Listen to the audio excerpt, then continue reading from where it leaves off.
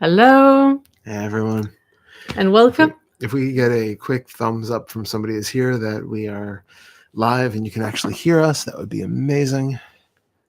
And also, if the sound is high enough, the microphone is a Yeah. bit further away. And we can pull it closer if need be. Yeah, it does look very low if you look at the little green thingy. Yeah, it does. Also, hold on. Oh no, that's not where it should be. So yeah, we can pull it up a Put little it bit. closer here, like that. Good morning, all. Sounds good here. Thank you, Oh, Patty. amazing! Thank Good, you so much, Patty. good to have you here.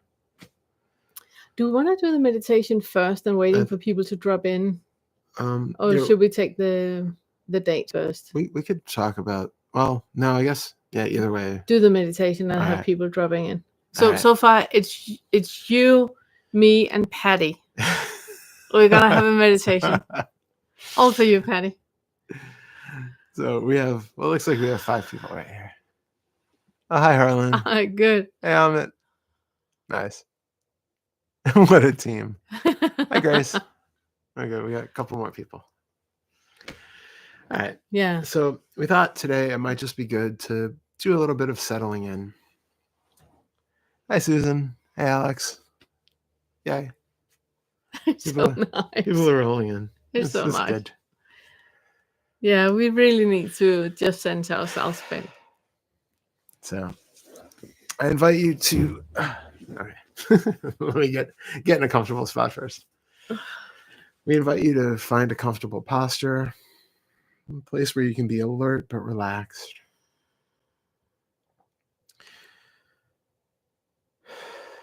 Start by taking a deep inhalation, and on the exhalation, let go of any thoughts about what has happened today, this week, this month.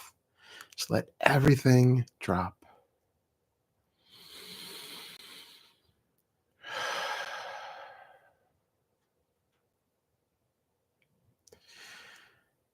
Take another inhalation.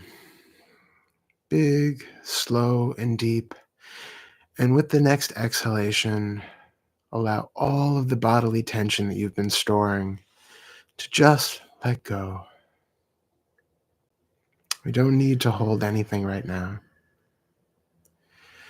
We are here to be present and aware and fully open to the experience of this moment.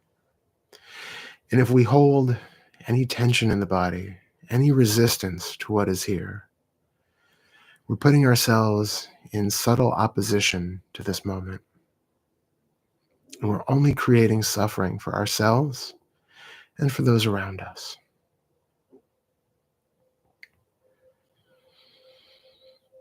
Take one more deep inhalation, and on the next exhalation, let go of any thoughts about what you expect to get out of this day, this group, this sitting, and this moment. All expectations can be released.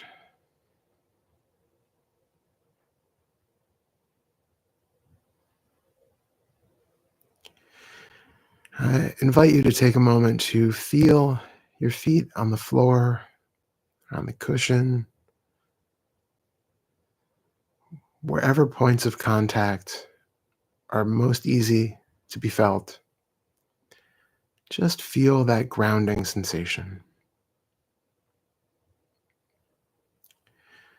Feel what seems to be density or heaviness.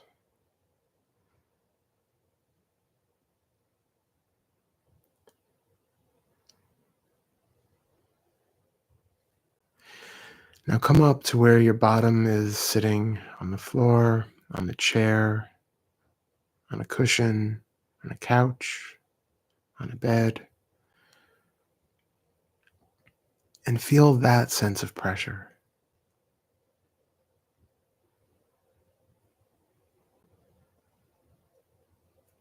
Feel not just the thin line of sensation, but feel that accumulated weight of a body pushing down. Feeling like you can let go and be fully supported by the ground and the seat beneath you.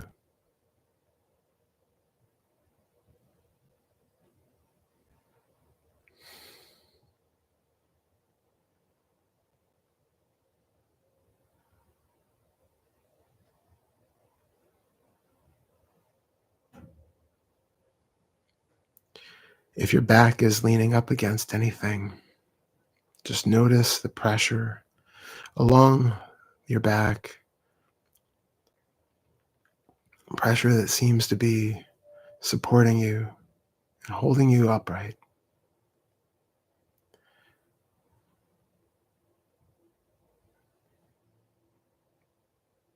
Feel that.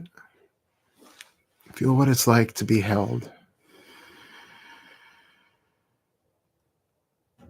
Feel the grounding. Feel the earth. Feel the seat behind you. Just be here, fully present with those sensations as they arise and as they change.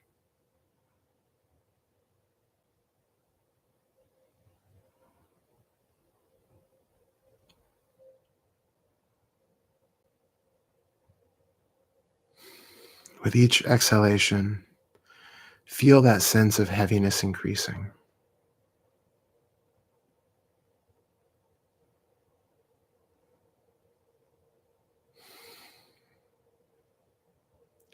It's okay to relax and to just let things be.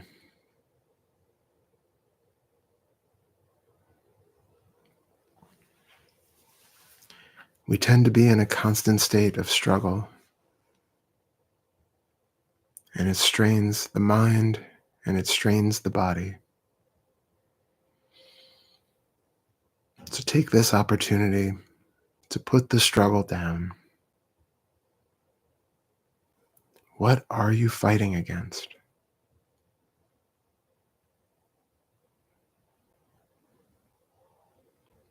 What is here is all that is here.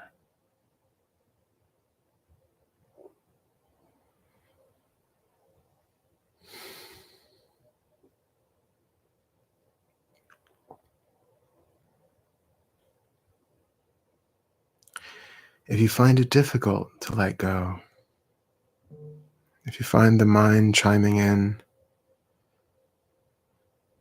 or if you find that there's tension in the body or emotions churning away in some physical form, it's perfectly okay. Can you find the equanimity even with a churning mind and sensations that may not be altogether pleasant in the body?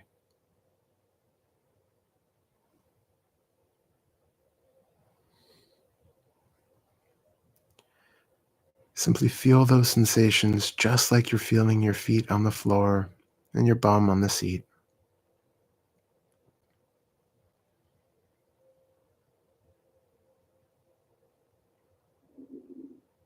The sensations of emotions are no different in substance than the sensations of weight and density, the sensations of being supported and grounded.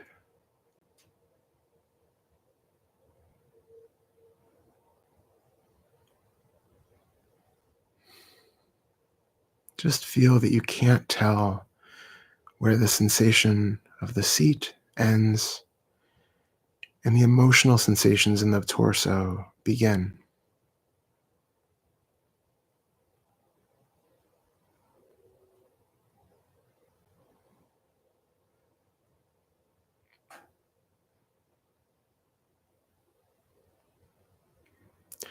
Isn't it just one cloud of sensation?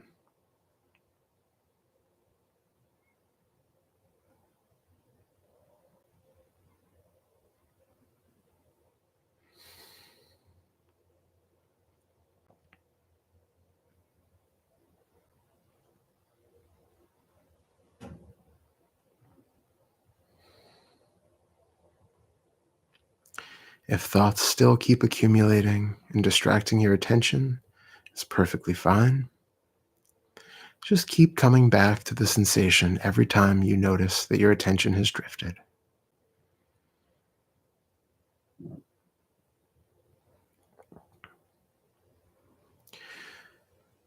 We don't need to struggle against thoughts either.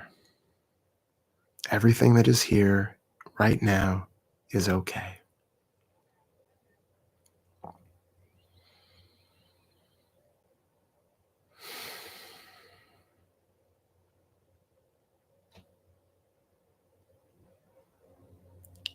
Still continue feeling the sensation of the feet against the floor, of the bottom against the seat, the back if it's against some sort of cushion or seat back, and any feelings of emotional sensations that are arising and moving around in the space that we take to be our body.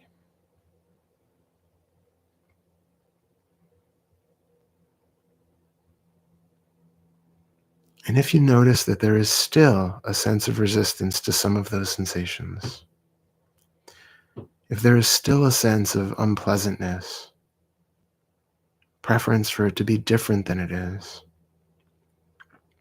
a longing for those sensations to either go away or change, it's okay. But I invite you to feel the boundaries of those sensations. At first, when we're overwhelmed by emotion, it can feel like the sensation is the totality of experience. But I assure you, it is not. We simply need to expand our attention out beyond the confines of that sensation. It is simply a small portion of the possible sensations available for you at any given moment, which for some reason is gaining the lion's share of attention. So I invite you right now to see if you can sense the outer boundaries of those emotional sensations that feel disturbing or unsettling.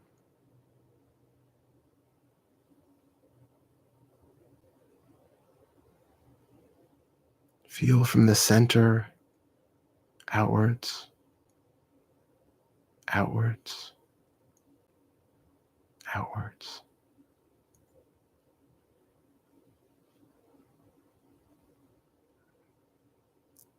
Feel as the sensation grows thinner and thinner, the further out it goes. You may or may not find a distinct boundary around the sensation, but start to become aware of the space, that thin vastness all around the sensation itself.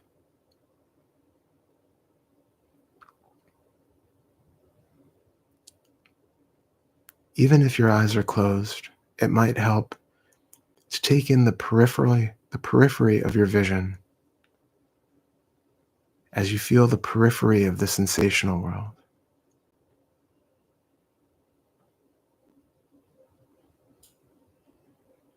Relax and allow that attention to become open and diffuse as you welcome all that is here and notice that there is so much space around and encompassing those ever smaller and smaller sensations that at one point felt like the totality of your experience.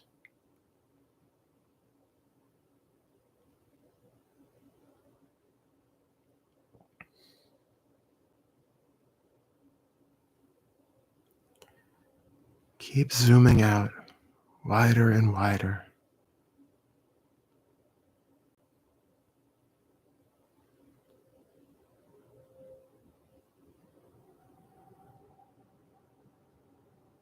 If it feels like you've hit a boundary, a boundary of sensation, just notice what is outside of that boundary.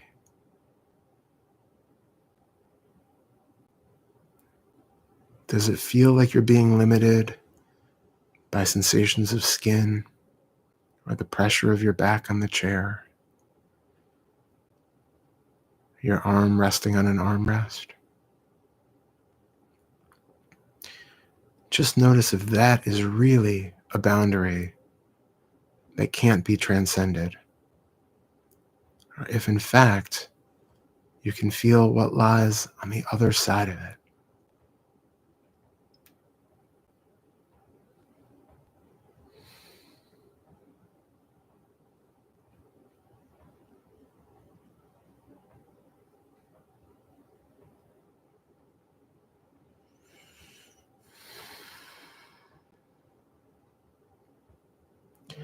As everything expands, we notice what we take to be those things that we need to struggle against. They become smaller and less significant, less serious, less dense. They become less real to us because there is a greater capacity there with greater perspective and greater wisdom. And it is here for us at any moment when we shift our attention from the small, centralized, polarized being that we take ourselves to be, and feel out past its limited boundaries.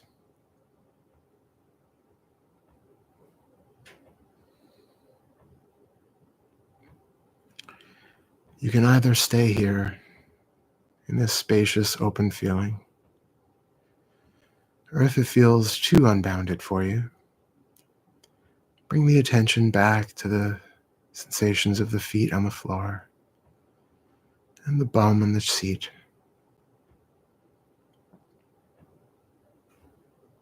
Slowly zoom back in without fully giving up that sense of spaciousness and perspective.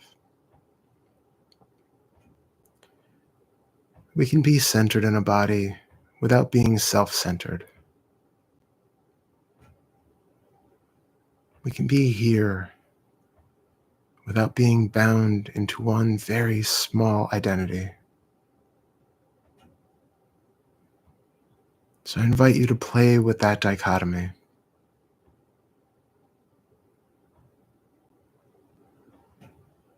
When you're ready, very slowly, open your eyes and join the space.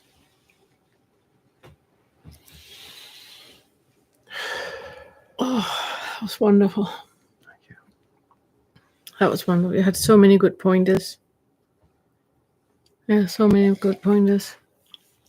And I think it's super relevant for what a lot of people are talking about at the moment,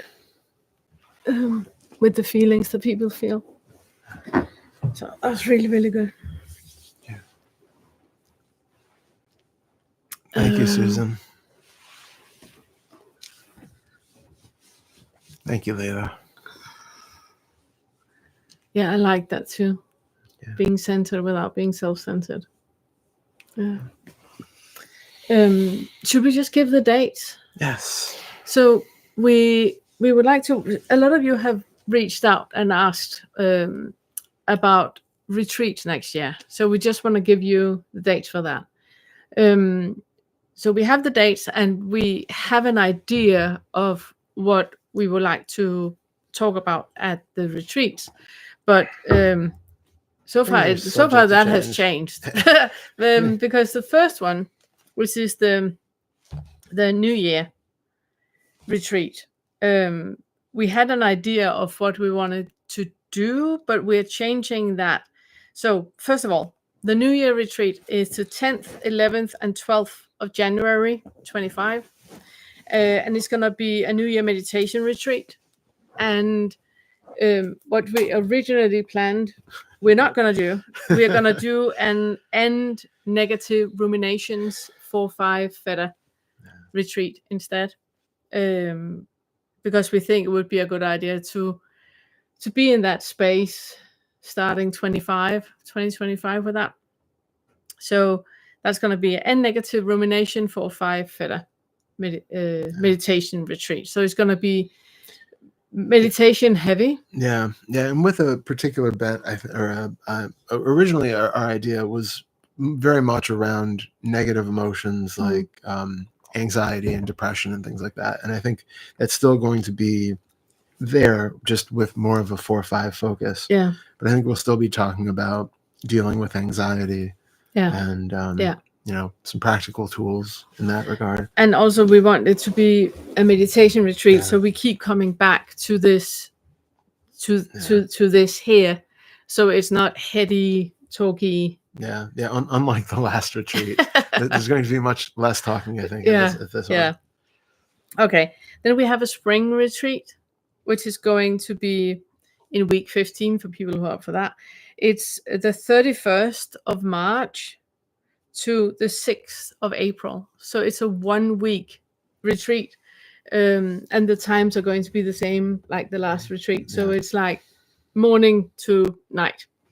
With all the Discord, the video groups and all of that as well. Yeah. And still for those who are in European time zones, we're planning on having some recorded elements that you'll be able to access for doing like morning meditations and things like that. So and that's going to be for all the retreats. There's going to be pre-recorded things for you guys. So when we start in the morning, which is afternoon for you guys, you already have had the pre-recorded stuff. And that's going to be for all the retreats, and so far we expect it to be different things for each retreat, so we can really tweak the retreat for what is present and important for us to deal with. So the week-long retreat, at this point, we would like to do a meditation retreat. And when we went for a walk and talked about which meditations we would like in it, and so far we are at 14 different meditations.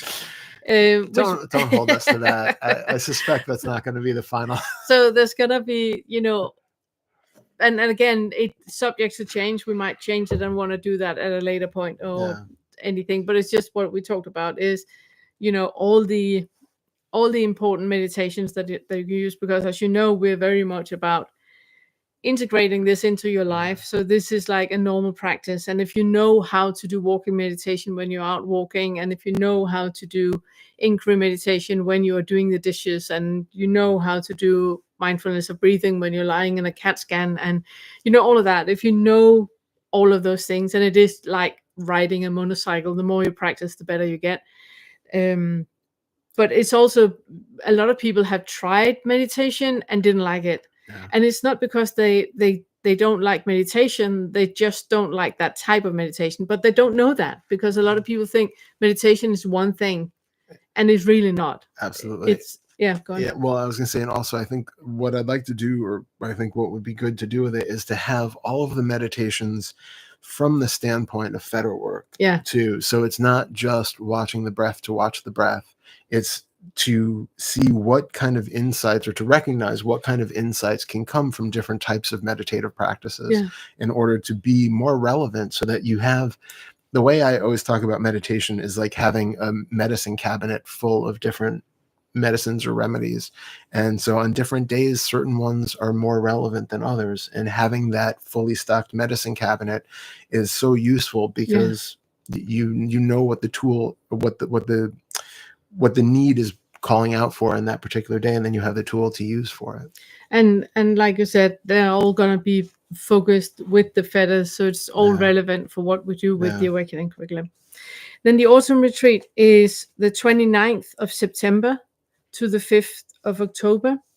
And right now, our plan is to have a practical integration of the 10 feathers. So it's the 10 feathers, but how you integrate that into your life. So it's about what is it you call it? Living and Oh, an examined life. examine life. So it's about living and examine life. It's about how can you use the wheel of identification in any situation that you're in. What practices or what calls out for your attention right now in the feathers that you can use right now to keep coming back to just being present in the moment, or just being with whatever is arising in the moment. And then the end of year retreat is from the 5th to the 7th of December. And we have no idea what we're going to do there yet. It's completely, we're going to see. And it's also, we were thinking of making a poll on Discord and asking you guys what you would like to have retreats about. So it's not only what we think is a great idea, but also what you feel that there's a need for during the year, so we can do them.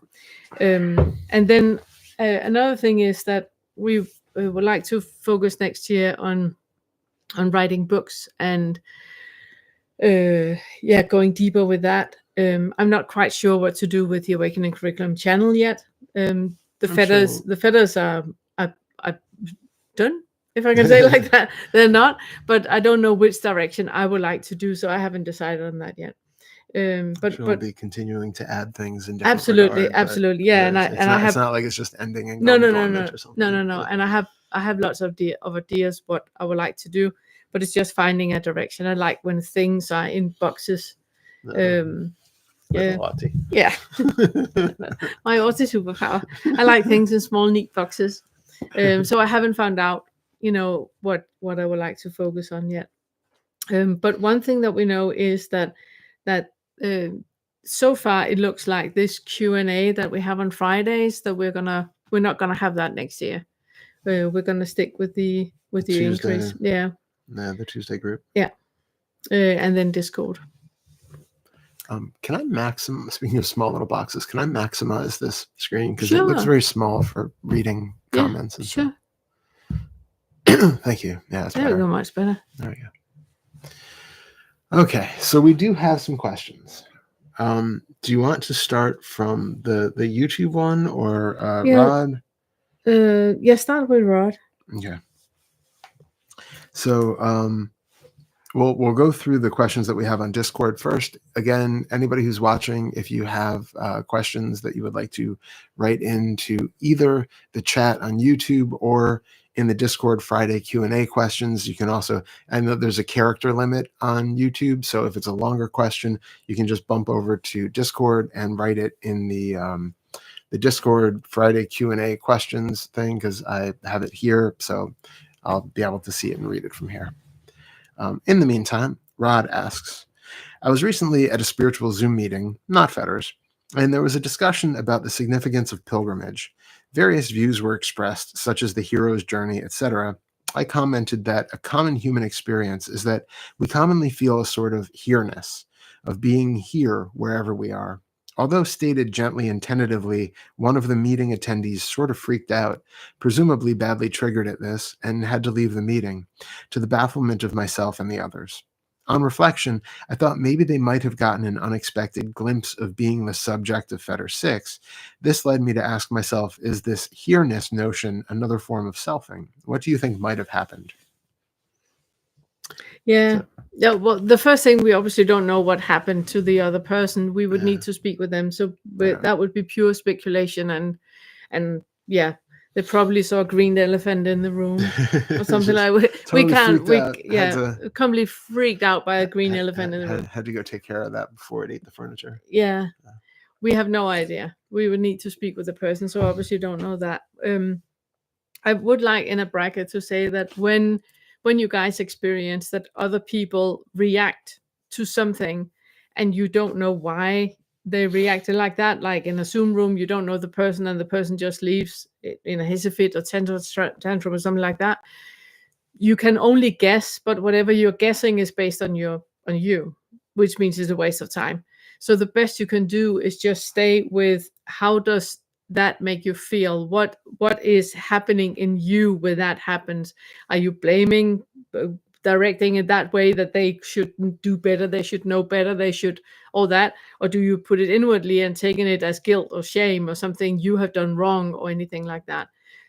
See if you can get back to that self-referential feeling that you have of having done something wrong or said something wrong or anything like that, and just be with that. Can you be with that and just stay with that? Because there's usually lots of good nuggets in guilt and shame when we feel that. The other part of the question, that here-ness that you talk about, it can be two things, and it's basically because we talked a bit about it. We're not quite sure what it is you're referring to. Yeah. If you're referring to that what I usually call kernel of an I, that there's that little seed of an I located in here, and that is the here-ness that we have, that there's kind of like an experiencing from here, experiencing, taking things in to here, reflecting on previous experiences, but that is like from here, then yes, that's selfing. That's selfing. Do you want to add anything to that?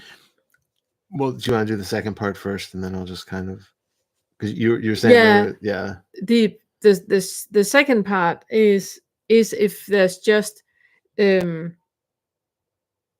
arising, that is where there's not any reflection or taking in or anything. It's just an arising that is here now.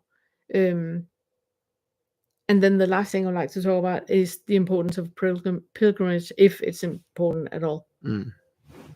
But what do you want to say? Well, yeah. So, thank you so much, Leela.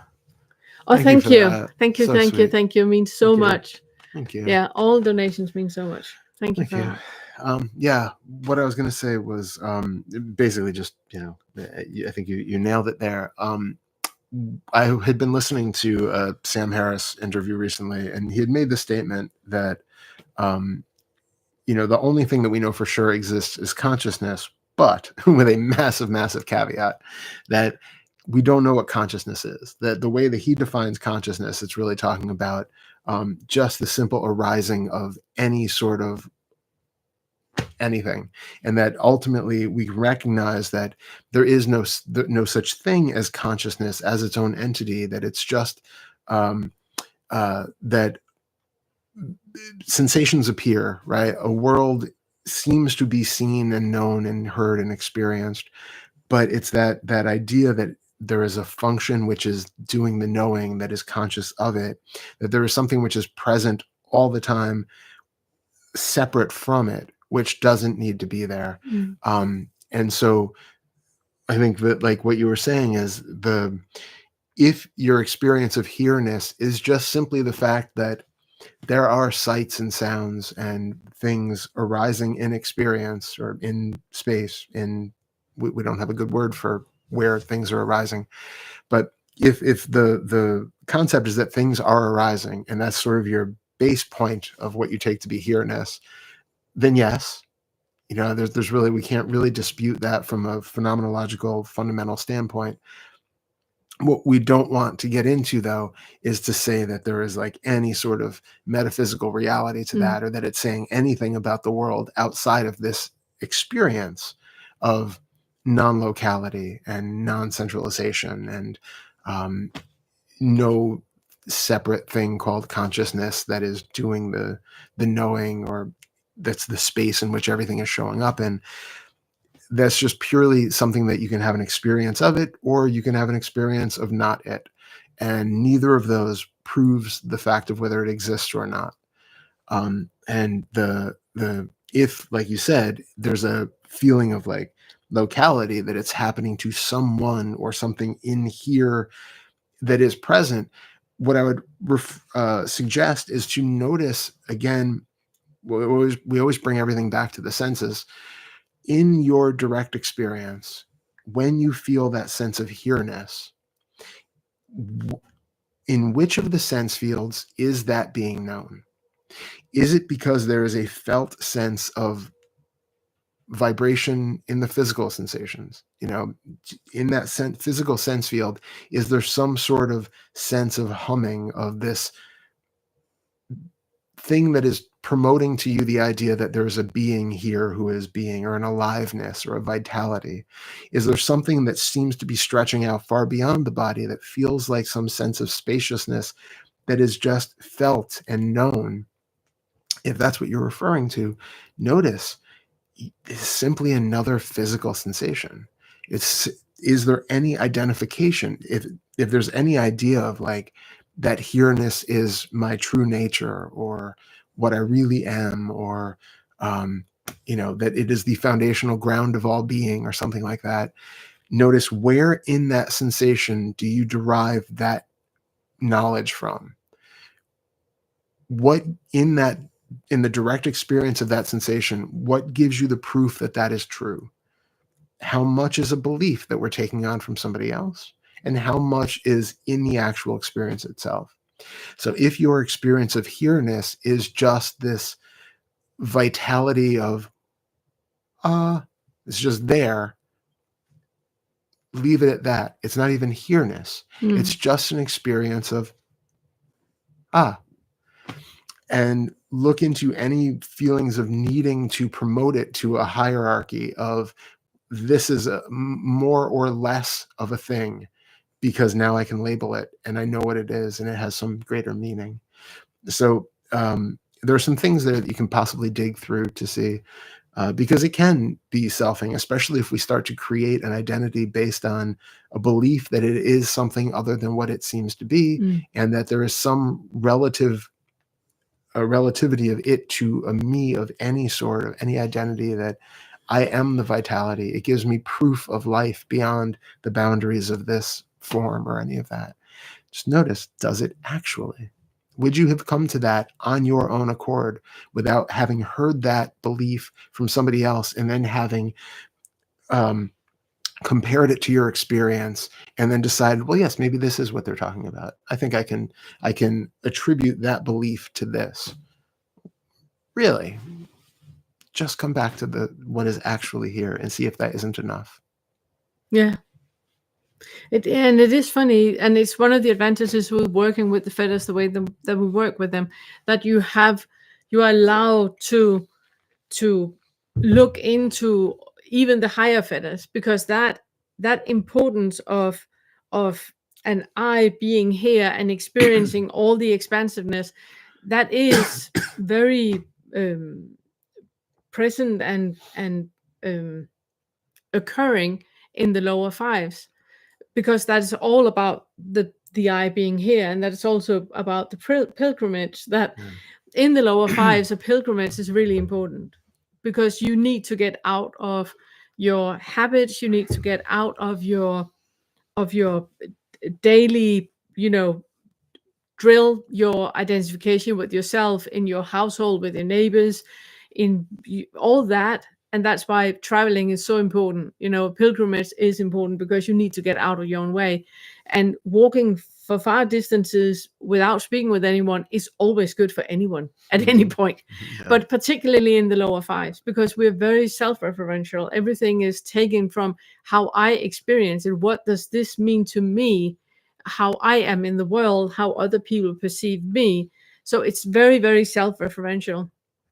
In the higher fives, and that is why we work with both of them at the same time, it's not really important at all to go anywhere. Yeah. It's important to notice, who is it that can pilgrimage anywhere? What is it that is expected to happen when you do a pilgrimage? What is it you want to achieve, and who is it that can achieve that? I mean, yeah, like, I love that. And it implies the location of the me being here, yeah, who physically has to move in space somewhere, yeah, someplace else. Yeah. Is that not the same as that which is everywhere anywhere all at else? once? Yeah, exactly. It also implies time, that I am here now, I'm walking with my backpack, and then I will arrive. It's that, linearity that is there. And in that, there's also that progression of emotional maturity and psychological stability and all that is happening in that way, which is how life is perceived in the lower five. So it's just noticing, oh wow, when I believe in that, I'm in the lower fives. Is it possible for me to let go of even that? Is it possible for me? And that is why we emphasize working with all the feathers at the same time, because they're really nuggets to pick up, even though you might not completely understand what we mean when we say you do not know, and the wisdom of ignorance. When we talk about that and being in the flow, and even when we talk about that, you might not completely understand what we mean. Just planting a little seed, planting a little seed about that, and have it with you to just question your experience. Are you sure that what you are experiencing is actually what is happening, or is it just what you expect is experiencing? I was gonna say, using a well-worn metaphor, going on pilgrimage is effectively a wave in the ocean moving from one part of the ocean to another to experience water. It's I like that. It is just, I've never heard that before. That's really good. We use the waves in the oceans all the time. But that one is a very good one. A wave traveling from one part of the ocean to another part of the ocean to experience water. Yeah, that's a pilgrimage. That's where you are. Yeah. Enjoy the trip. Yeah. I mean, I've done the Camino twice. I can warmly recommend, walking, getting blisters and sleeping in hostels and all that. It's quite an experience. I've walked around the block. Yeah, you have. You have. You're nailing it, babe. Yay. Then there was somebody asking me on YouTube where I started to write a reply, but then I saw I was digging a grave too deep to do in writing. Okay, so this is from Festral 7509. If someone is angry, bitter, or rude, I can be compassionate and sympathetic to that. They are probably in a lot of pain and are lashing out because of that, so I understand. I do, however, have a lot of trouble being forgiving of people that are trolls or nuisance. The type of people that get off on making people sad or angry for no other reason than their own amusement. Any tips? The examples you listed can all be rationalized, but I can't seem to rationalize this kind of behavior. Nothing seems to be projected or gained. It's just mean for the sake of mean, like a very mild sadism. And it's in the fifth feather on the first lesson. I actually wrote a reply that I can't remember what it was. I said, Did you want me to find your reply? Yeah, it's not there. I didn't copy that. Let me see. Could you start talking and I can find it? You start talking and I'll start finding it. Fifth feather first. I can't find what because I wrote it. Dun, dun, dun, dun, dun, dun, dun. No, that's the second rat. That's the second. Which rat was the first lesson. Just say something. Okay. Would it be easier for you to find it? Yeah, much. Okay. Is that the first? Yes. I started saying something. It's probably all the way at the end. Yeah, here we go. Would you read it? Sure. The wisdom that comes out of my mouth. Yeah, yeah, I know. So this is you. This is me. This is what I said. Yeah, I know exactly what you were referring to. I think it is important to remind ourselves that we are not condoning behavior just because we are not suffering due to other people's meanness.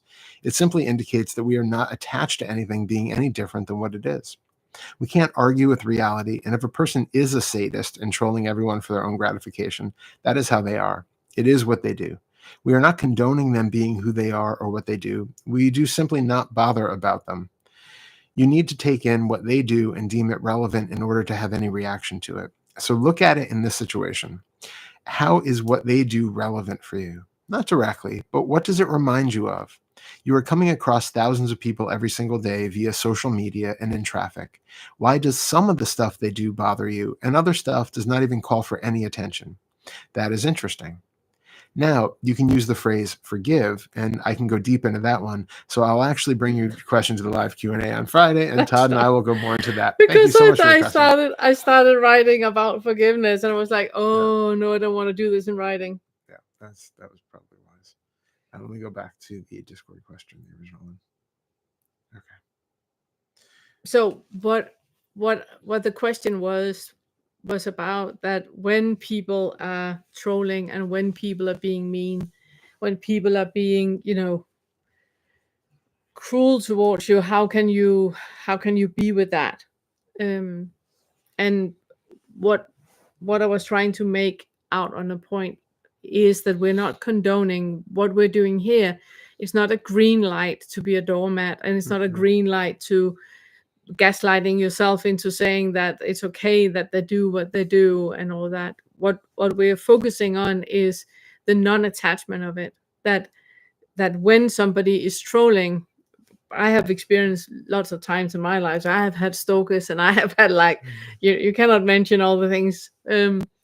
So I have experienced that a lot, and I think that what is the difference with it that I'm experiencing is that I don't take it to be about me. It's not about me. That when somebody is sadistic or trolling, they're not doing that against me. They're doing it for their gratification. Exactly. They're doing it because a sadist enjoys doing that. Yeah. I'm just in the way. If I wasn't there, it would be somebody else, which means that I can't take that personally at all. Even when I have had stalkers and all of that, I can't take that personal at all, because it's not about me. It's what the action does to them. That's what they get out of it. So a troll online are not trolling for you, to feel something. It's what they feel when they do it. And when you then reply in defense, they feel something again. And that is what they perpetuate. It's what they want, because that is what gives them something. And it's not that I'm condoning and I'm saying it's right or wrong or anything like that, but I just know it's not about me. It's not about me. So I'm not bothered really about some people like cats, other people don't. I'm not, it's not really, for me to say what is right or wrong. If you like cats, you like cats. It's the same with the whole identification thing. A lot of people have a huge issue with people identifying as male or female or non-binary, and some people have a huge issue with that, and going like, now I identify like a bus and all that. I'm just like, hi bus, nice to meet you. I really honestly do not, it's got nothing to do with me. You identify for what you identify with because it does something for you. That's got nothing to do with the rest of the world. So the rest of the world shouldn't be bothered about if you want to be he, her, then be he, her. It's fine. It's absolutely completely okay. And I don't take that. That has not anything to do with me, you know? Yeah. Yeah.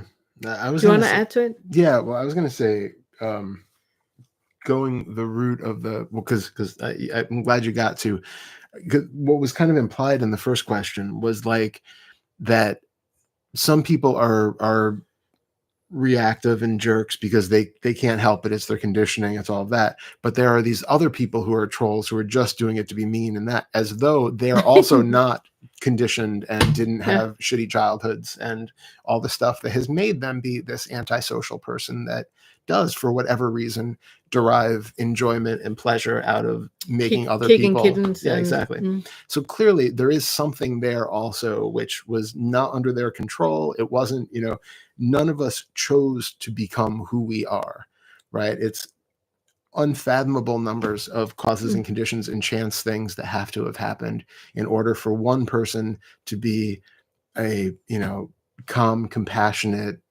charity giver and somebody else to be this, cruel sadist.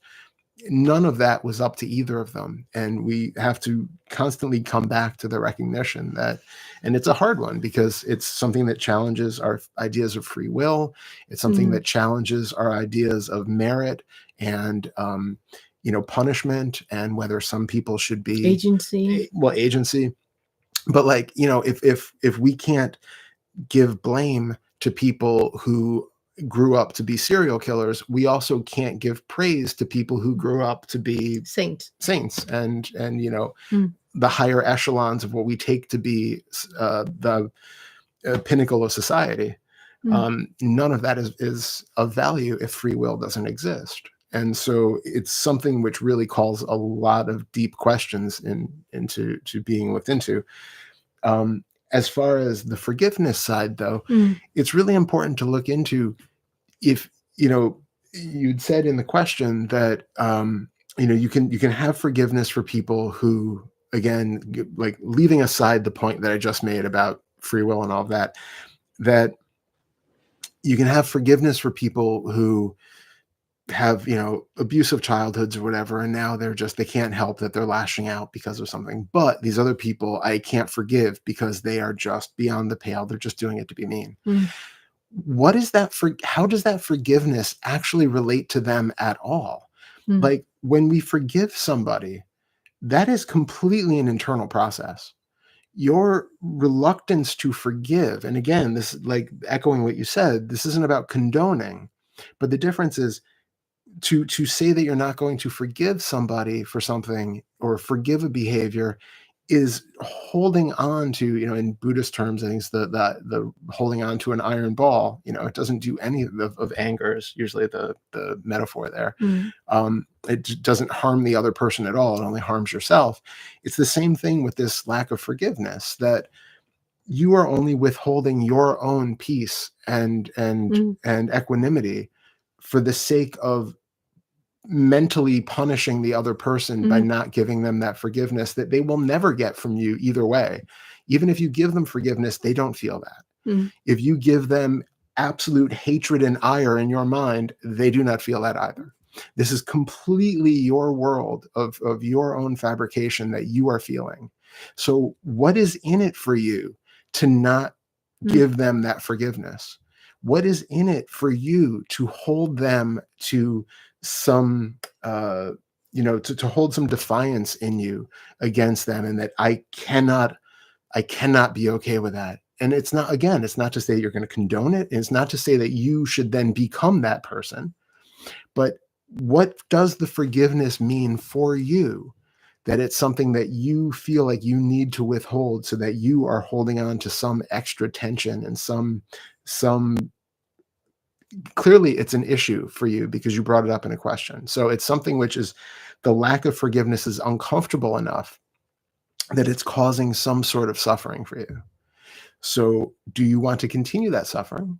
What are you gaining from having that idea that, is there a self-gratification there of, well, if I forgive them, then I am just as bad as them. I'm just as complicit in the behavior. Or if I forgive them, then maybe I'll actually be a better person. And I should really I feel bad because I'm not forgiving them, because that would actually prove that I am a much wiser, more saintly person than I feel like I am. And so it's a problem that I can't forgive them.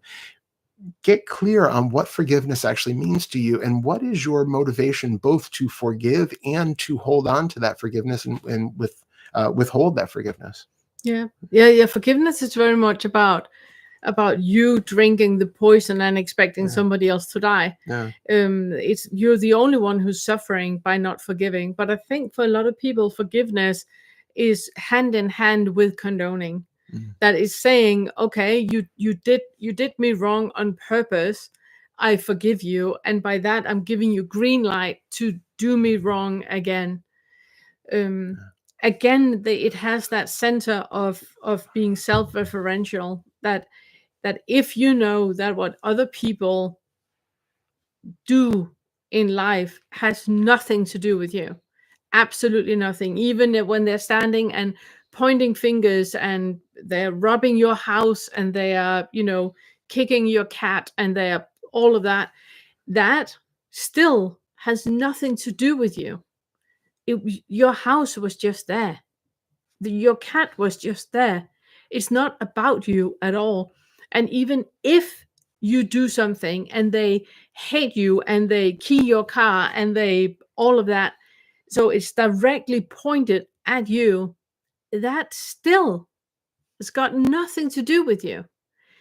You said something that evoked something in them. They were the one reminding themselves about it. Very, very often, what people are saying, we hear something completely else. We are reacting on something completely different. And that goes into the whole election thing and what has just happened. And Trump is saying something, and some people hear something and vote for him, and other people hear something else and do not vote for him. So it's like that. Even that, when a person is saying something straight to your face, we never ever hear what is said, because we have our conditioning, we have our the knowledge base, our emotional maturity, our psychological stability, all of that, our biochemistry in the moment, all that is in the mix, plus our causes and conditions, all of that is in the mix when somebody says something. So we're not even, we can never, ever, ever react directly to what we believe is being said or what we believe we're hearing. It's only what we believe. So I think it's really important to look into what forgiveness means to you, and what it is you feel they can get away with that you can't get away with. Yeah. Yeah. I think that was Good. sufficient. Somebody wrote something. Yeah, so Patty had said trolls can also be bots, not even humans, Yeah. the purpose of which is to divide. Absolutely, 100%, Absolutely. 100% Absolutely. the case. Interesting, isn't it? Yeah, I'm well, just, where was it we saw that? What's There what? was that. Oh, it's a while ago now. There was somebody that found out that the majority of the conversations they had Oh, that's funny. on Yeah. the channel back and forth with people being in opposition to them was bots, and a lot of the conversation back and forth on the channel was between bots. It's so funny. And this is, I think, what I was going to say is that this is just a good metaphor in general for, you can have an interaction with a bot on YouTube or Facebook or something, and you are going to get just as emotionally invested in that as if you were actually fighting with a live real flesh and blood person. Yeah. And that exact same thing happens in our thoughts all the time. That there is a thought and it is taken to be just as real as somebody who's in front of us, and we get just as riled up by the ideas that we have about what might happen in the future, or what, the conversation goes back and forth as you're in your mind just arguing with somebody who's not actually here. None of that is actually real.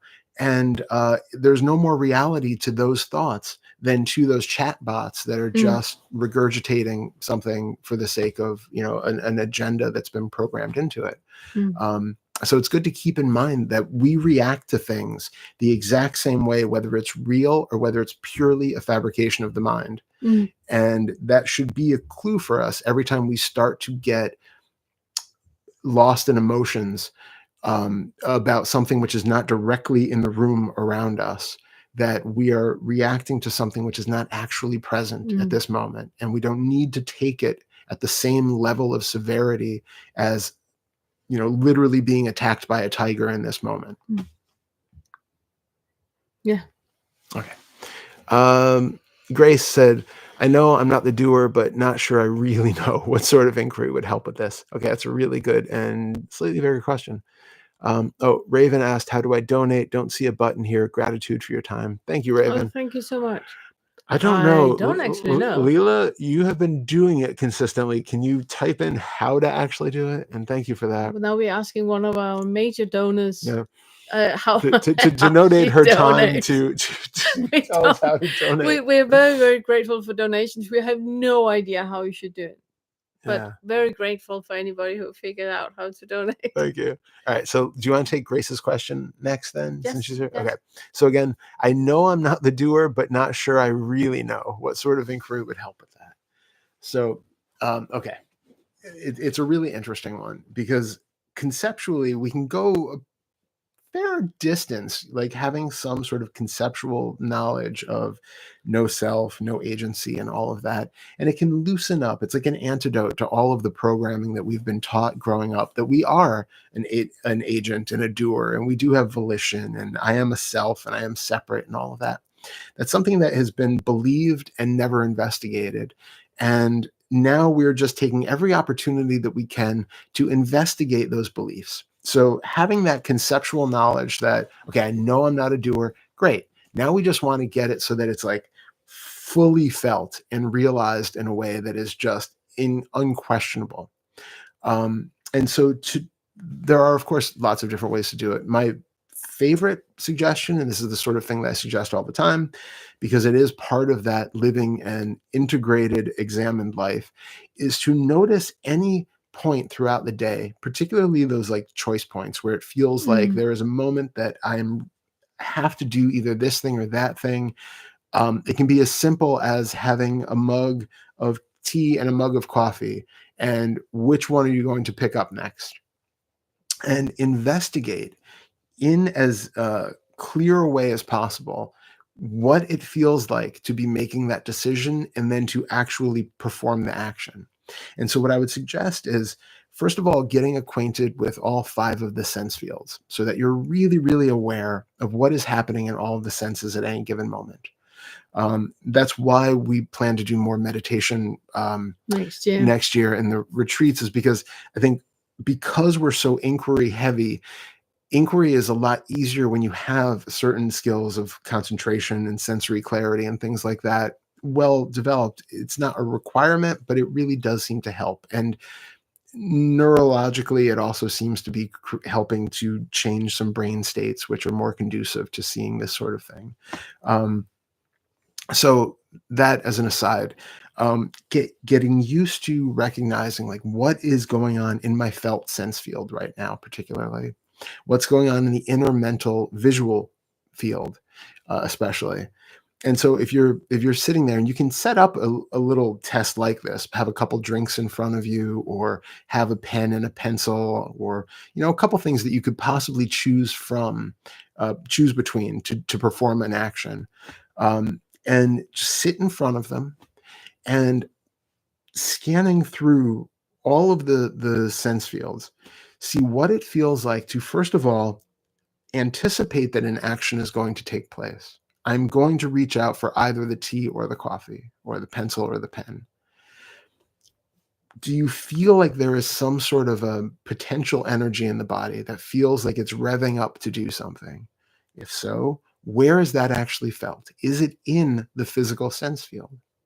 Are you seeing mental images of drinking the coffee or writing with the pen? Are you seeing an image of a hand reaching out for one of them? Is there something which is showing up, giving a clue to what one of these things might actually happen? Is there an image that's showing up in the mind about having finished a handwritten letter in pen as opposed to in pencil? Or do you get a sense of taste of coffee in your mouth for a brief second? Almost like it's calling out for more of that. Getting really acquainted to see what is actually happening, and then feel, if you can feel when that actual action is going to take place, when the hand is going to reach out, which one is going to go for. Sit until something happens and just be present, waiting for the movement to happen, and then be very, very aware. It seems like there should be a better word for that, but be aware as the movement is happening, what exactly it feels like. If it feels like the hand is going out and I am reaching for the cup of coffee, what part of that movement feels like you have directed it and chosen it to happen? And what part of it feels self-referential, like I am the one doing it? Did you know how to actually engage all of the muscles and ligaments and tendons and send the brain signals, and move the blood and the nerves and all of that in order to actually physically reach out, grab your hands around the glass and pull it back and then hold it up to your mouth, like to find out where the mouth is and to hold it up to it and to drink? engage the tongue and the esophagus and everything. Do you know how to do any of that? Or is that all just simply happening in any given moment? And notice if there's a separate overlay that seems to be saying that, okay, the action is happening. The mug has been grabbed. It is coming up to the mouth, but I still think I'm doing it. Well, what in any of your senses can give you that impression that there is an I who is doing it? Is it simply because you have a thought about I am thirsty?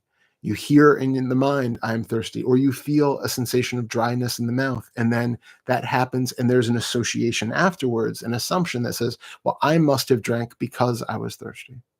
Is that I an absolute requisite for that behavior happening?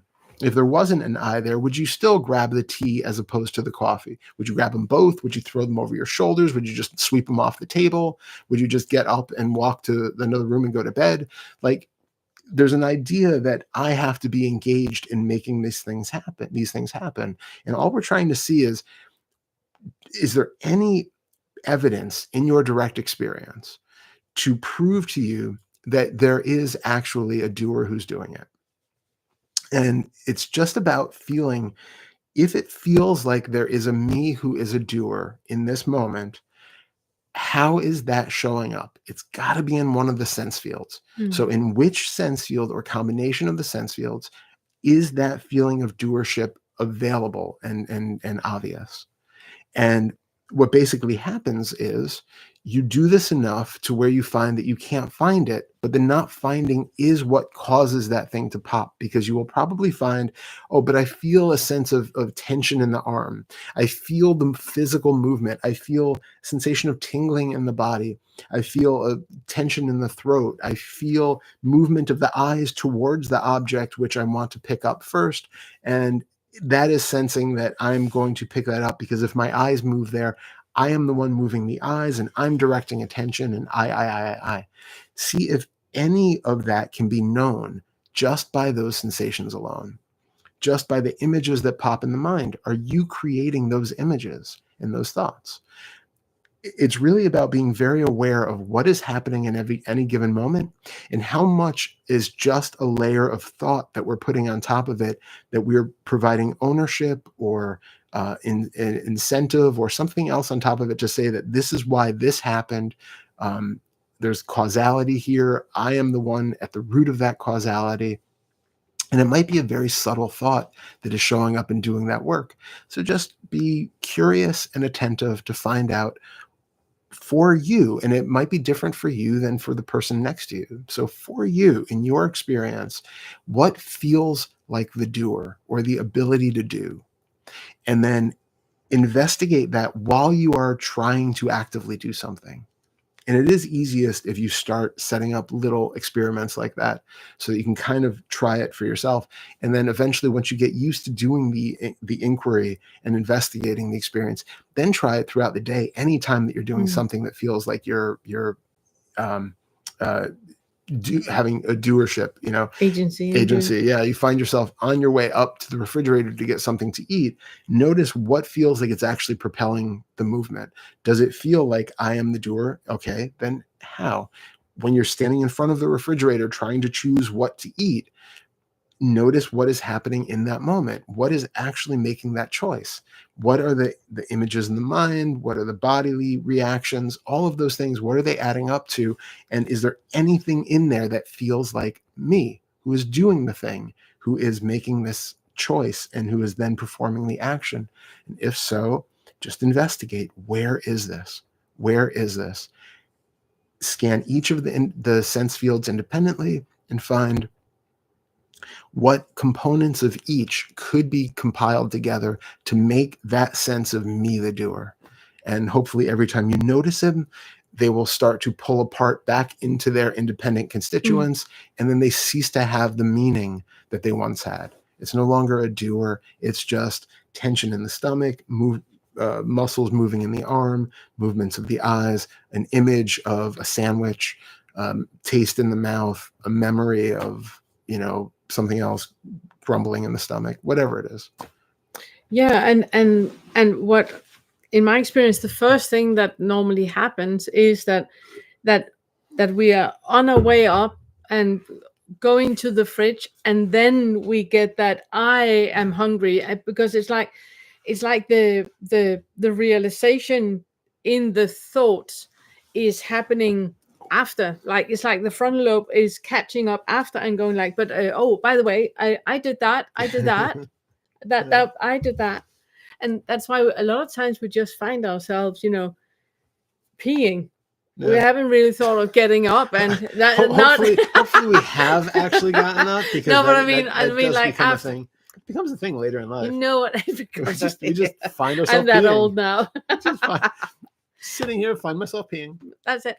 I mean, that you are getting up. You are in the middle of doing something, and then you get up and go to the bathroom and pee. That it's usually those basic needs that the body is just tending to, and we don't really realize with the frontal lobe until we are mid-action in it. And then what you will start to notice is that the mind goes like, oh yeah, by the way, I am the one that decided that I wanted to get up. And that's the moment when you can slow down and zoom in. Are you sure about that? Are you sure about that? Oh, did you just realize mid-walk on the way to the bathroom that you are actually on your way to peeing? Yes. It's also why we a lot of time experience that we go into a room, we're going for something, and when we get into the room, we can't remember what it was we were going for, because the body is just on the way to doing things, and we're kind of like catching up afterwards. Yeah. All right. But so and wow, wow. Thank you so much. Yeah, Raven and Patty, thank you so much for thank you donations. so much, Raven, and thank you so much, Patty. So kind. It means a lot to us. It really, really means a lot to us. And it makes it possible for us to keep having no advertising and no promotions and no selling products and all of that, but keep the channel free. Thank you, people. Thank you so much. Okay, Nils Jensen said, hello again from Sweden. Hi, Sweden. Is the first fetter something you think you have or something you are? It's a really good question. Well, the first fetter is the identification, is the basic identification, I am. That's the first fetter. When we believe that like you say, I am from Sweden, I am a man, I am this tall, my job is this, I have a family, I'm kind, I'm all of that. This is my body, I need to lose a bit of weight. All of that is first fetter identification. It's none of the fetters are real at all. It's just ways to see through identification that we have and assumptions that we have, and recognizing underlying beliefs that we have. None of the fetters are real, just because when you see through the delusion of an eye, it doesn't mean that it all of a sudden disappears. It never was. It was just a belief, and it's a belief that we no longer hold. So it's just a belief that is no longer there. Nothing has changed. I mean, nothing has changed. Normally it's the comparison with Santa Claus, that when you no longer believe in Santa Claus, it doesn't mean that he suddenly disappears. He never was. Sorry if nobody was aware. Somebody was not aware of that. But it's that, it's also why I normally say that, that everything is different, nothing changed. But everything is different, because the way you perceive the world, everything is different, but nothing has changed at all. Everything is the same. It's just perceived differently. Yeah. If that was the question. Yeah. Okay, and then Grace said, thank you. Susan Walker said, can you please address the U.S. presidential election results? I realize we have different responses. I feel shocked and heartbroken, as if it was a victory for hatred. Yeah, we actually, ironically, have a couple of questions, a lot of questions about that, and they are coming up. So let's take Leela's. Okay. Yeah. So Leela had started off saying, since the election, I have heard lots of fearful projections from friends about the end of democracy. World War III, etc., etc. Some of these projections are personal fears. Others have had more spiritual stories, such as channeled info, psychic predictions, etc. I'm again reminded of my favorite Byron Katie story, relaxed and loving with a gun to her head. Ideas for practice with collective fear and reactivity? Is it just gray rocking it all? How best to honor without absorbing the experience of friends and family? Should we take Nikki's as well? Yeah, Or do you want to take that after? Well, I mean, they do kind of go together. Yeah. Or do you want to take it after? I'll read Nikki's and then we can maybe go back and forth on it. Okay. So then Nikki had also said, I live in Oklahoma. They've already begun the process of defunding public schools. So this isn't a personal projection. The state superintendent sent out the agenda to begin the process that the Project 2025 outlines. I would like to stay at peace but be helpful without the I would like to stay at peace but be helpful without the us against them. I see the mind leaning towards. They do not fully understand what they asked for. They'll quickly learn. However, it's still a division. Any advice? Yeah. So, do you want to start that one? Sure. Okay. As a European, I do see things a bit differently than you guys. Yeah. I think what is so important now, more than any time, is having perspective of where we actually are in any given moment, recognizing what is really here and what is, at this point, what we take to be potential, what we take to be a possibility, but which has not yet actually become fully realized. And I don't say this as a way of bypassing what might come, but we need to have the ability to be calm and present in order to be effective given any eventuality. Would you mind if we start a different place? By all means. Because I think the thing about this election and what made this election so different than all other elections was that it wasn't an election about Republicans and Democrats. It wasn't an election about being partisan or not. It was an election about basic human rights. And I think that's why this election feels so different, and why people that are very focused about human rights and feel that, equality and what is it you say in the allegiance to the flag, liberty and justice for all. Liberty and justice for all, which is what America stands for, liberty and justice for all, that this election was about the opposite. It's about oppression of some groups. It's about going back to a period where some people have power over other people, that certain groups do no longer have human rights. And those rights will be evoked with we don't know if they will be evoked, but there's a proposal of evoking human rights in the Project 2025. And that was what the election was about. And what I felt was a surprise about actually my expectation to where the world was, my expectation to where we are in the Western world was not where reality is. And that I have felt sad and have felt like grief, but it was more about my expectation to where we are as a species and as humans, to how we treat one another. I thought we were in a different place than where we actually are. And it was more that I felt sadness about. And that is about my expectations. You cannot argue with reality. And I think that what makes a lot of us really sad and feeling helpless and all of that in this situation, it is that your expectations, your worldview is not aligned with reality. That the way that we meet one human heart to one human heart, it's not where the majority of the popular vote are. They're not interested in one human heart to one human heart. They have a different worldview.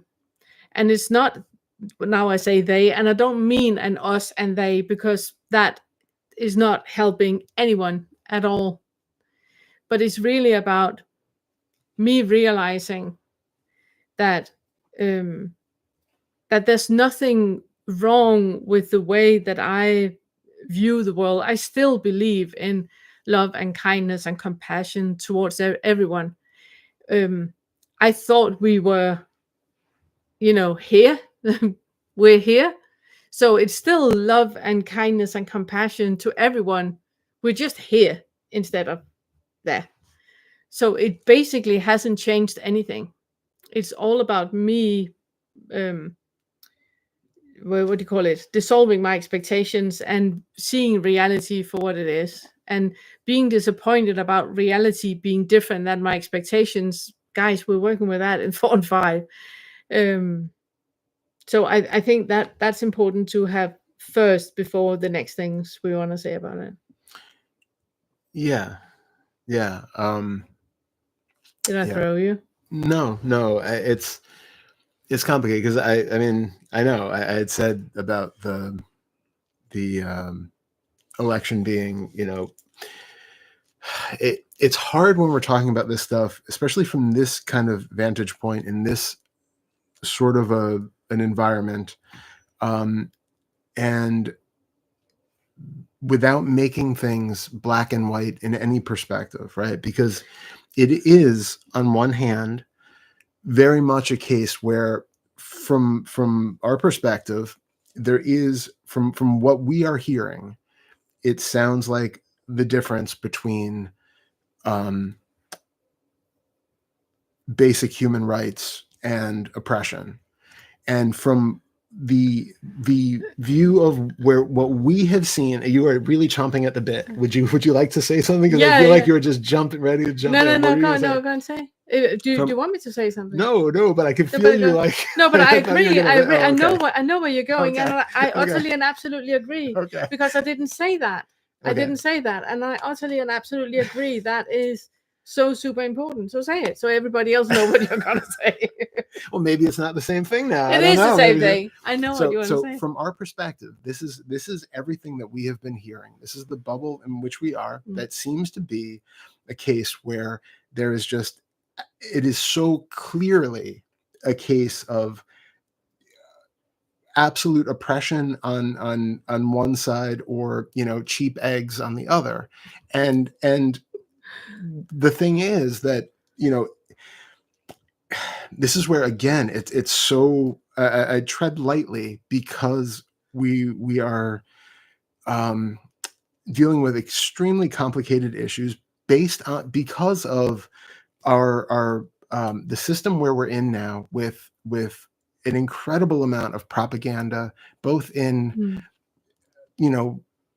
news stations, but awash on the internet with just absolute fabrications of things which are maliciously created in order to spread disinformation. And we have these echo bubbles where people only hear their own information.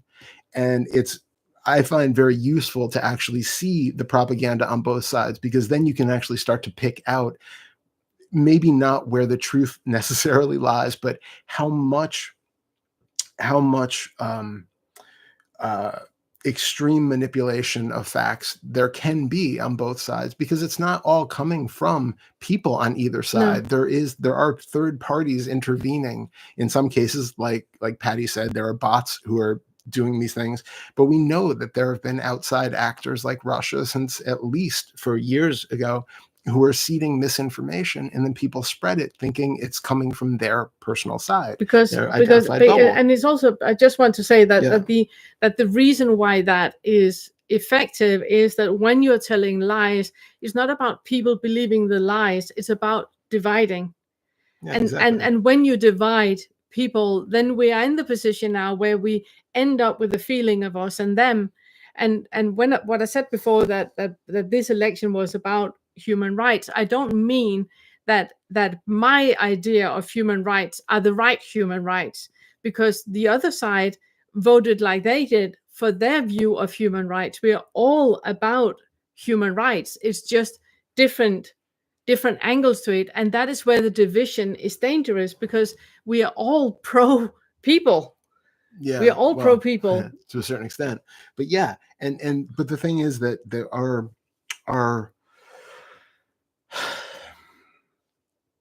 because we have such. Let me kind of start again in a different place. We all come from a certain starting point of having preferences for something. And, like personally, we have the preferences that everybody should be equal and nobody should be oppressed for their beliefs. We shouldn't be pushing beliefs on other people. That is itself a belief which has come about because of all of our causes and, all of our conditioning has led to these particular organisms that feel like oppressing others for the sake of enforcing your own agenda or your own belief on other people's autonomy feels wrong, right? In us, that gives a feeling of dissonance. This does not feel okay because it goes against all of our conditioning. It's helpful to recognize that there are other people who feel exactly the same way from the exact polar opposite standpoint, that how they define their worldview and how, because of their causes and conditions, again, it's not pointing blame at other people, because we know fundamentally that this is a play of conditioning that's happening, and we're never vilifying the other person and pointing blame at them for the sake of because they believe what they believe. It was not their choice to be indoctrinated and to believe what they believe. It was not their choice. Right, It was wasn't not our choice. That's exactly what I'm saying. It wasn't our choice and it wasn't their choice. Anytime we point a finger like that, we're saying that I had the choice to be the good moral person that I am, and they screwed up somehow. And so they're lesser in some way. And people do that on both sides of the fence. And this isn't to say like, well, all is equivalent and it's just as fine to cage people as it is to let them run free.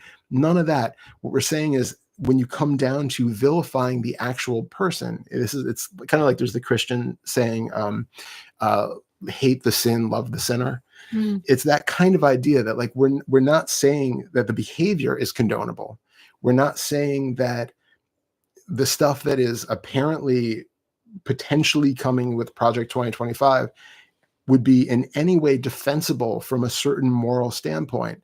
But from another moral standpoint, it completely is. Obviously, otherwise it wouldn't be done. But it's because of the conditioning of those people that see that as a much more defensible standpoint than the ones with this particular conditioning.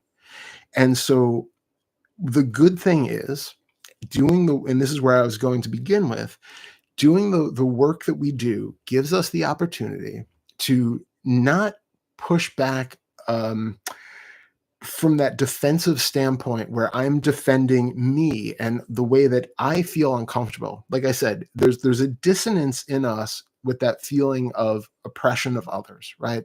That stimulates something in the body that says, no, this just feels icky. It's like watching a horror movie and feeling that sort of dread and despair and hopelessness and helplessness, because there's that feeling that arises in the body that says that this can't be, this isn't okay. And what we do with this kind of work is to recognize that that sensation in the body is not actually helpful in this situation. It's not telling us something that's absolutely true just because the sensation is there. Now, again, we still can act, we can still do things, but that sensation, if we are reactive towards it or from it, deflecting from it, is what creates that us against them angry rhetoric, that divisive behavior that just, instead of bringing people together and finding ways in which to overcome some of these differences and talk things out, it just makes it more defensive. And so people get locked even more into their tribes, and it just increases the division. So what I suggest is to be able to sit with that discomfort and to find a space of stillness where we can still act, we can still engage, we can still, protest, petition, do whatever feels right to you, because again, it is happening, causes and conditions, right? It is going to happen one way or another. Either you're going to despair and lock yourself in the room for 4 years and never come out, turn off, cut your cable and your internet and just be a hermit and disconnect for 4 years, or you're out on picket lines and protesting and doing whatever. One of those things is going to happen, and there's no doer in here who has a say over which one it's going to be.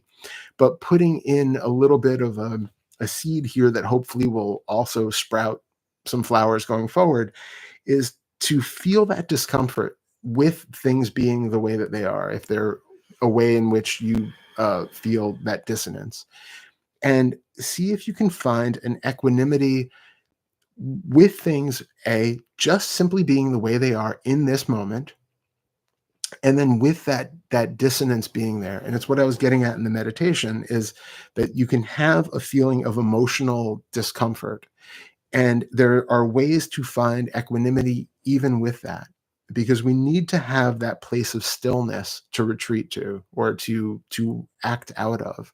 Because if we're acting out of defensiveness and that deflection, any reaction, then that's coming from a place which is going to only seed more hate, anger, and division. Action, especially in this regard, needs to come from that place of calm and stillness.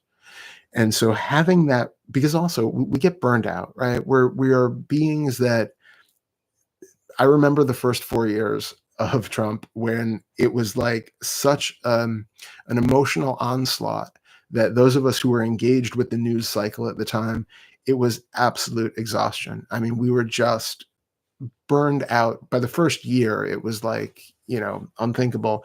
And the nervous systems were just collectively destroyed, right? It was so much onslaught of stuff all the time. We absolutely need a way to disengage from our projections of what's happening and from our reactivity, and to allow any discomfort that's there to be there without making it a problem, and to find that place of, it can be there. We're not running away from it. We're not ignoring or denying the fact that things are happening, but it's in us to have that ability to have that inner peace regardless of what happens.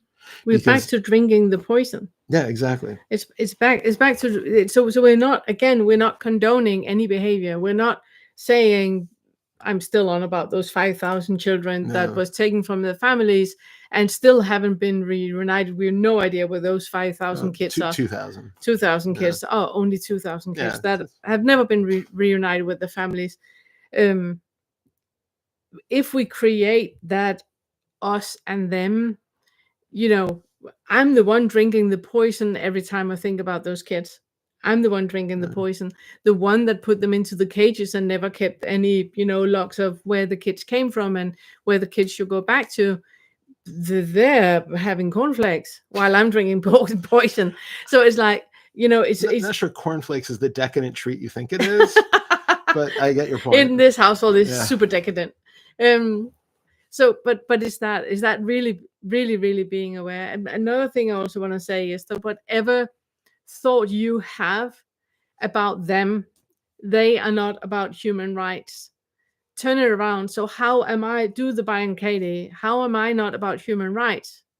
How are they about human rights? Just for you to get out of your way and see things from a different perspective, because we need that, to have that heart from one human heart to one human heart. If you want to stay there, and if you want to stay in the arising right now without bypassing, without gray rocking, without any of that, but really come from a huge source of compassion and kindness and love, the only thing you can do is keep looking, keep turning around all the time. Whenever you think somebody about them, they are say something oppressive. Okay, how am I oppressive towards them? How are they not oppressive? Just not because I'm saying that they're not, but if they are, you are. If you are for love and compassion, you can allow them to be for love and compassion too. So see, how are they for love and compassion? Even though it might not look like that. The underlying motivation for the majority of people is love and compassion for their own family. It's not like, like I love that example of when 9/11 happened, there was probably no phone calls going out from the Twin Towers for like, I fucking hate you. It's not the call that was going to be made, the calls that are going to be made when we're, in the last 2 minutes of our lives, it's about love and compassion. Another thing I also want to say that we're talking about is the 10 point. I don't know.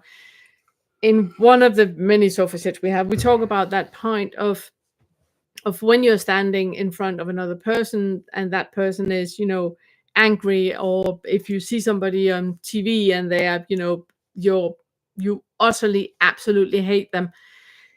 Imagine they're gonna die in 2 minutes. Do you still utterly hate them? Do you wish them well for the last 2 minutes? Now there's 1 minute, 30 seconds left. Can you feel in you the compassion for that human being? They're going to be vanishing from the earth in a moment. Can you send them love and compassion? Can you be, the bigger one? Can you send love from one human heart to another human heart? Completely put all differences aside and just be human. Just be love and kindness and compassion. There's a minute left. Can you do that? So it's really this, for you not to keep drinking the poison. You need to, and if you want to drink the love potion, then you really need to calm yourself and to heal yourself all the time. And you do that by putting yourself in the other shoe, putting yourself in the other person. Whatever your motivation is, their motivation is, turn it around, and then do the barricade about it. Yeah, absolutely. Yeah, and fundamentally, at this point, right? It's November of 2024. Yeah. At this point, we know nothing. Exactly. It all comes down to what do we actually have in our experience right now. Yeah, that's the last point we want to talk about. Yeah, and at any point along the way, this is what we've been kind of hinting at in different directions, especially over the course of this whole meeting, has been how much is a fabrication of the mind in this moment? How much do I know it's actually true? How much do I know it's actually going to happen? Is it happening in front of me? Is it here right now?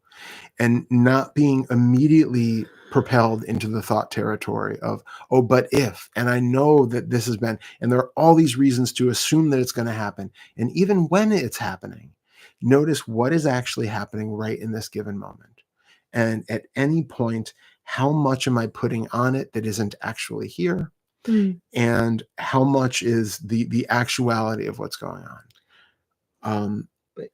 Well, go ahead. Yeah, but and also like Nikki says, yes, I do know it's happening. Yes, right now they're defunding the public schools. Yes, I do know that is happening. Like the other person we saw that the company is not getting any in Pennsylvania. They're not getting any Christmas bonuses this year because the company needs, if the tariffs that Trump is saying that he's going to have is going to happen, the company needs the money. They can't give out the bonuses. The company needs to buy stock before the tariffs they're happening.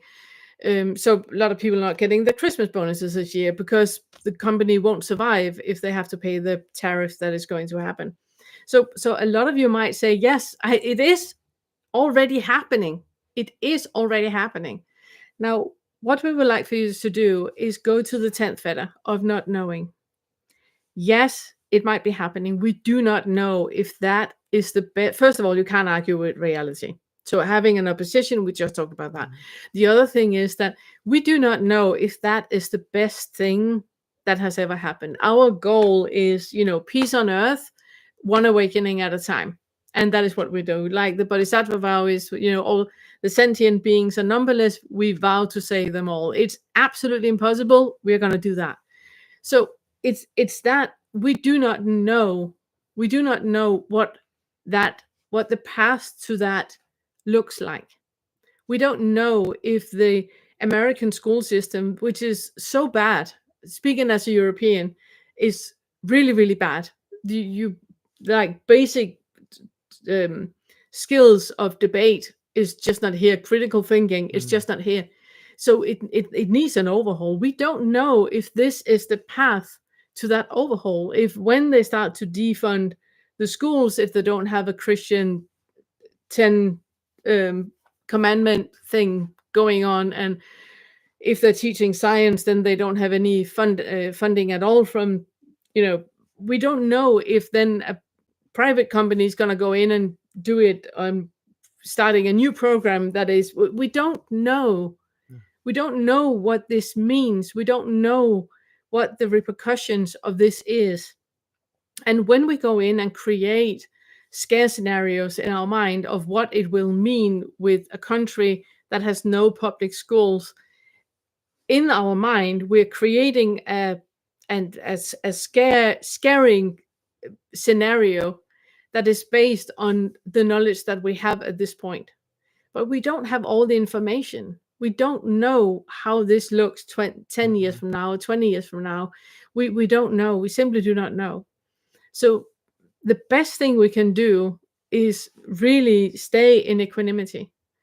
And when you don't feel equanimous, can you be okay with not feeling equanimous? Can you have equanimity towards your non-equanimacy? Yeah. Yeah, I absolutely agree. I mean, we never know the outcome of anything. In fact, I was speaking to somebody recently, and they were, again, this is not to, we're completely agnostic towards all of these things, but their astrology thing had said that there's going to be a few years of things getting worse and worse before this new awakening thing or some embetterment thing comes along, and none of us know, right? It's not to say that that's true.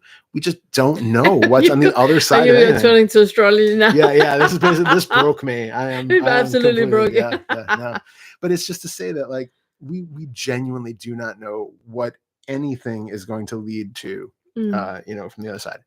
What I would like to say, just from the completely, like, relative side of the street, the just down here in the human dirt part of the things, is that if things start happening in terms of the oppressive policies that people are worried about, I think this is where I just want to say, like, men, you need to step the fuck up. It's one of those things where people do have to be allies for other people. Yeah. And this is where, straight people need to become allies. Yeah. For gay and trans, we need to be allies for the groups that we are not part of. Exactly. Because it's not the group itself that is going to win it and win the fight. It's the allies that is going to do it. Yeah. And the biggest threat to anything humane is people doing nothing. It's good people doing nothing. Yeah. That's the worst thing ever. So thank you for saying that, babe. Yeah. I love you for that. Of course. But it's really, really, really true. We need to be allies for the groups that needs our support. Yeah. So, hopefully it doesn't actually come to that. I mean, obviously, being an ally is always a good thing, but I'm saying hopefully you can already now be an ally. Exactly. I mean, that kind of goes without saying. Like, I think it's always been like that. But like I remember actually right after Trump, this probably didn't even know about this. Right after Trump got in, there was a safety pin trend that went along. It didn't really catch on all that big. Don't know anything about that. Basically, because people had this kind of fear back in 2016. If you were, like, considering yourself like an ally, you would wear a safety pin on you because you were, so, like, if somebody was in danger, it would say like, I'm a safe person, you can come to me.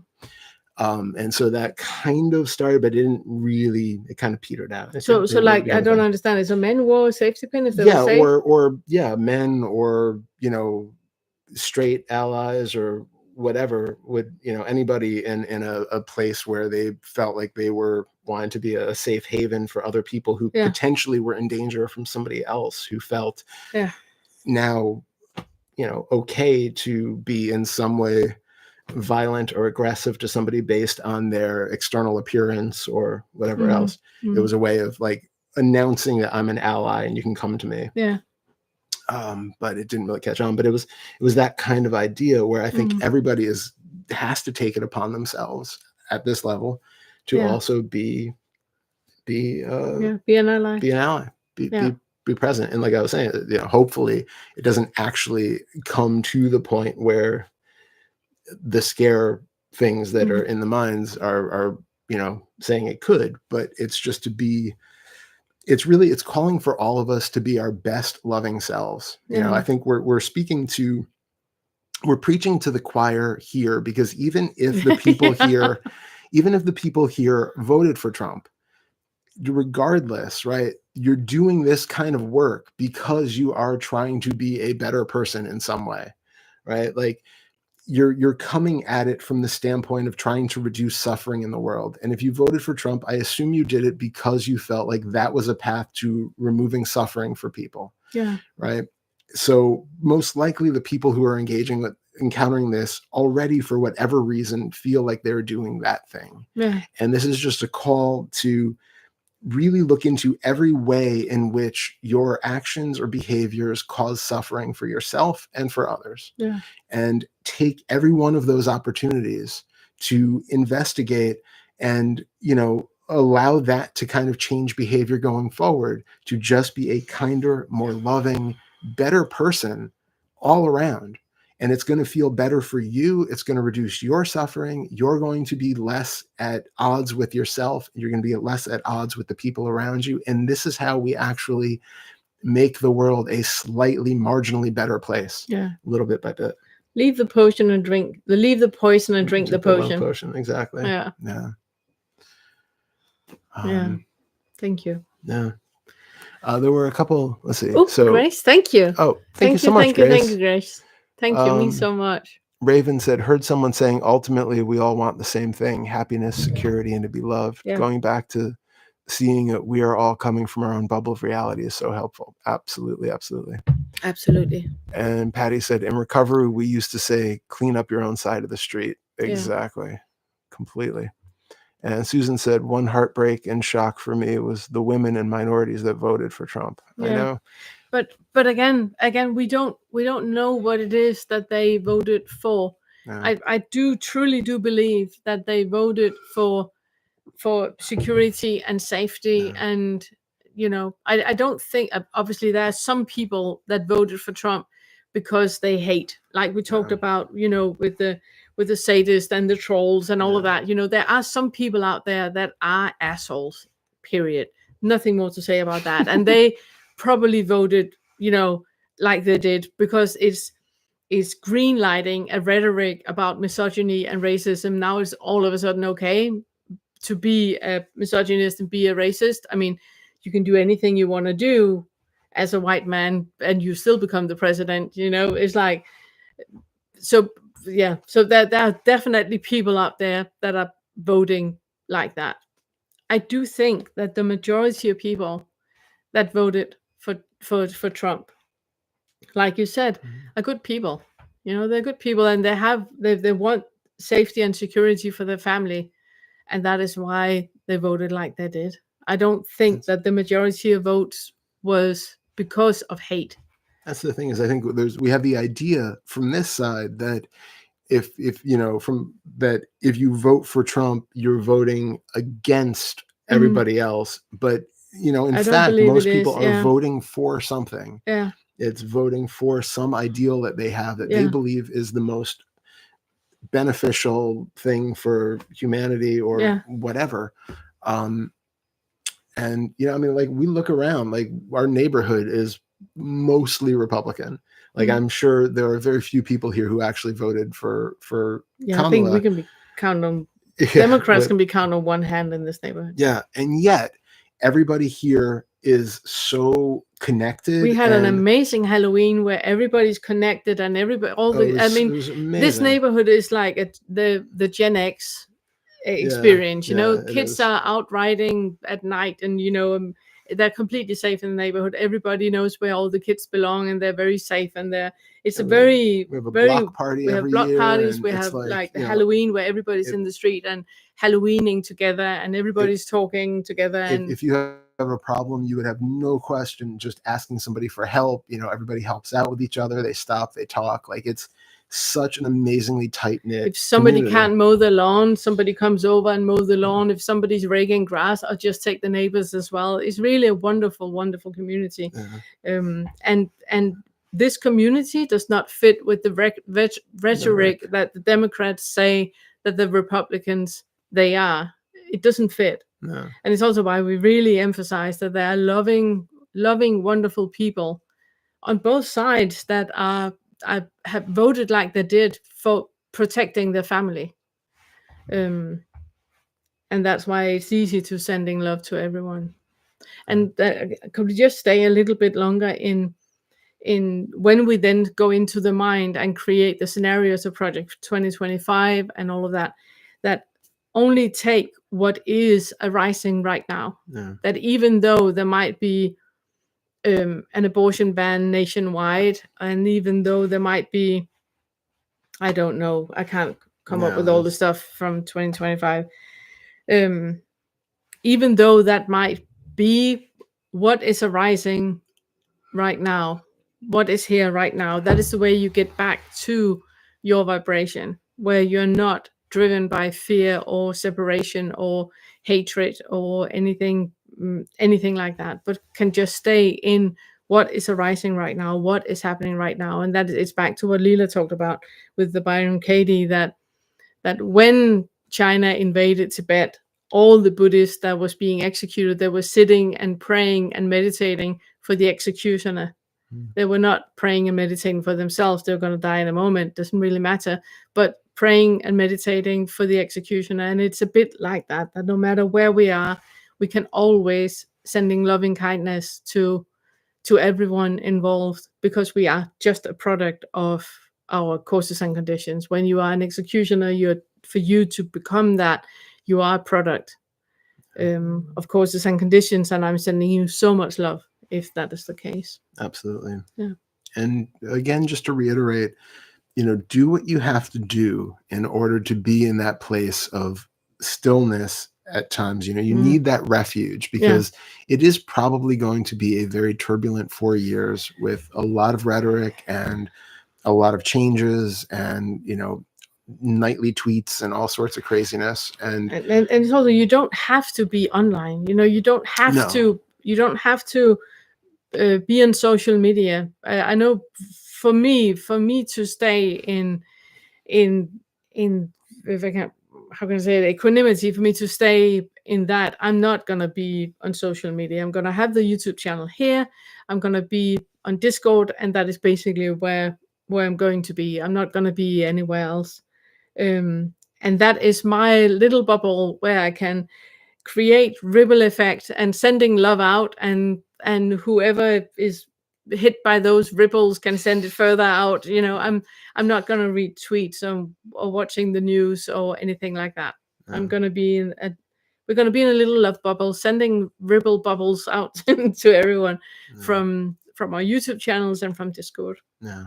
But what I was going to say is that there were a couple of quotes that I actually ran into, ironically, on social media recently, which probably a bunch of you have already seen, but I think they're relevant. That the one was a Thich Nhat Hanh quote about, and I'm just badly paraphrasing this, but effectively, to be able to observe what's going on, but not be absorbed into it, and because if you take this stuff on, you get sick and you're not able to help and do anything. So it's having that ability to observe, but not be completely absorbed by it. Don't get completely sucked in and overtaken by all of the thoughts and all of the emotions that come up. You have to have an inner refuge where there is a quiet, still point to recharge, and where you can then, whatever actions happen from that place. But just, I very much suggest not to get caught in the. And it's also why we're going to focus on the retreats next year. That is going to be I just want to repeat again for the people that have arrived later, that the January retreat so far is going to be a 4-5 retreat. really getting back. What we have talked about for the last half hour is gonna be the main focus point for the January retreat. That is getting back into you and having that equanimity. And then we're going to have meditation retreats so you can learn the different types of meditation, find the one that is relevant for you in this moment, to get yourself back, to center yourself back, reminding yourself of love and compassion and kindness, and then getting out of the way so it's not that self-referential suffering and drinking the poison and all of that. And then also how a retreat about how to integrate all the 10 feathers so you have them, like you say, a medicine cabinet where you can take all the tools out for whatever you need. So our focus next year is very much going to be on you getting back to your equanimous self and being in that bubble of equanimity. Thank you so much, Maria. Oh, thank you. Thank you. Thank you. Kind. I can't see anything from the microphone. And Grace, did we thank Grace? I can't remember. Do we? I think we thank saw you. Grace. So yeah, thank we you. Can say thank you to Grace anyway. Thank you. Let's see. Beautiful. Thank you. Yeah, read that. Yep, read that. Yep, read that. Yeah, and Raven said, love the safety pin idea. Let's revive it. Woohoo.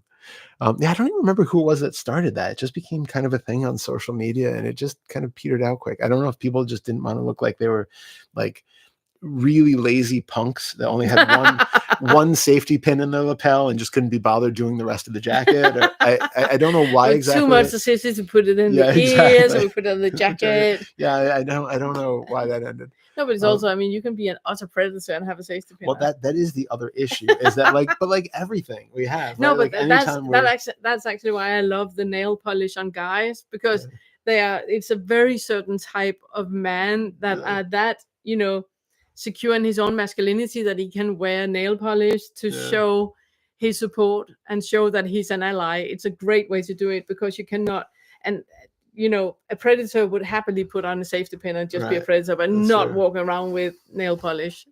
That's very true. Grace said, I think it was Sam Harris that said the best thing you can do for everyone is to awaken. Yeah, absolutely. It's also what is our goal with our work, world peace, one awakening at a time. But yeah, we are preaching to the choir here, you guys. We love you so much. Yeah. I love you so much.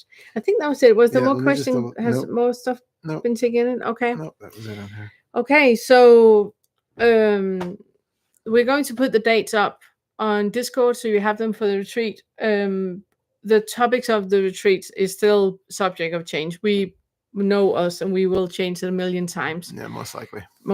Yeah. So, but the dates are going to be out, so you can put it in your calendar. And sorry, I was also going to say too. We talked about doing a poll about the relevance, but also if you have suggestions for retreat themes for next year that you are like super gung-ho about and really are interested in, let us know, because we really want them to be relevant to people, to as many people as possible. It's also why we changed the January retreat to be about 4 or 5, because of all the messages we received from you guys regarding the election, that we thought it was a good idea to work with that for the January retreat. So next time we see you guys is on Tuesday for the inquiry group, where it's live, and the Zoom is in Discord. You have it in there, and then live and Zoomy. I think that was it. I think so. Is there anything else, you guys? Any follow-ups before we go? Otherwise, I'm up for going for a walk. That sounds nice. Yeah. Sunny out. Yeah, it is. Okay. All right. Thanks, everyone. Thank you so much. It's been a pleasure. You so much. Yeah. Glad to have you all here. Has. So happy, you guys. So thankful for this community. Yeah. And, absolutely. And I would just say I love Discord. I'm not replying that much in there because I know very often when I say something, all conversation stops, and I don't want that. I want to hear you talk, and I love the hive mind. I love the back and forth. I love that so much. It is an absolute dream coming true having a community like this and having it on Discord. It's absolutely wonderful. I'm so grateful for you guys. Yeah, means so much. Absolutely. Thank you, everyone. Yeah, thank you so much. Thank you. Bye. See you soon. Bye. Bye. Doodle-lit. You get? Foot.